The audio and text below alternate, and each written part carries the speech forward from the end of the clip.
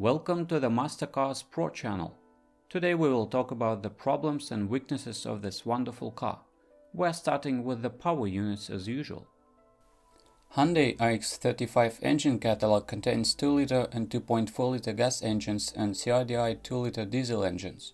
European spec cars were also trimmed with 1.6-liter gasoline i4 and 1.7-liter CRDI diesel. G4KD 2-liter engine is well known at other Kia Hyundai models.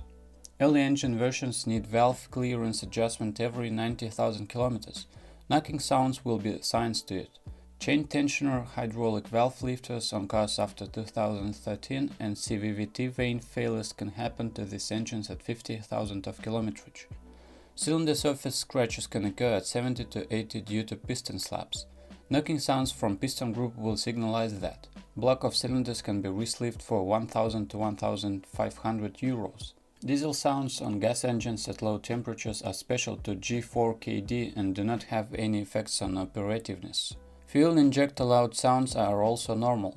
Whistling sound can come from auto conditioner pump pulley bearing. Low RPM vibrations show that spark plugs may need change. The engine is not silent at operation and more sounds will appear. Cylinder scratches can also be obtained from neutralizer ceramic particles entering combustion chamber. Neutralizers should be replaced every 100,000 to 150,000 km or changed to flame suppressors for once. Variable timing gear on intake camshaft is the only weakness of timing mechanism. Problem can cause some expenses if appeared. Balance shaft pair runs out of resource at 150,000 km, causing severe engine vibrations. Proper maintenance will increase engine resource to 250 to 300,000 km. G4KE is the same as G4KD but has increased stroke length. The same timing mechanism and cylinder heads are used and same issues occur. Diesels have better fuel and torque efficiency. 1.7-liter engine eats a little less than 7 liters of diesel per 100 km. Crankshaft damper pulley goes loose at 50 to 100,000 km. Its replacement will cost 100 euros. Preheater relay and boost sensor are easily broken and cause problems on power efficiency and starts. Preheater wiring can corrode, causing further problems with engine start. Primary oil filter can get full of contaminants at 30 to 50,000 km of bad fuel use. Power efficiency and stable combustion problems are expected.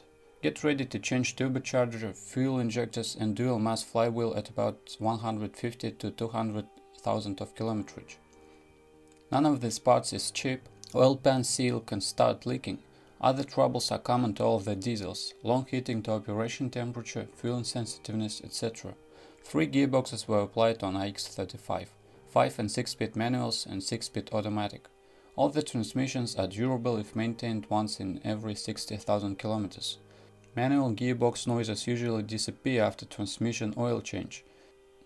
Automatic transmission can produce some kicks at shifting. This can be addressed by TCM reprogramming.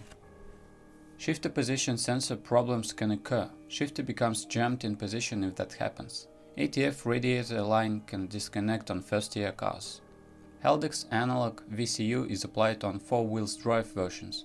On-demand VCU lock is provided. Reaching 30 km per hour disables VCU lock, switching it to auto mode. This system has a couple of diseases. Spline joints are easily corroded and can start to wear excessively. It causes joint loose and howling sounds. Intermediate drive axle and internal CV joint should be replaced to address it. Intermediate axle mount can disconnect if they weren't. Corrosion can get into drive shaft, differential and transfer case at 100 to 150,000 km. Full replacement will cost about 1,000 euros. Spline joints should be regreased every 30 to 40,000 km to avoid these expenses. Diesel cars can suffer from differential housing breaches. 2 types of VCU were applied to these cars: Japanese JTEKT before 2011 and Austrian Magnus Tire after 2011.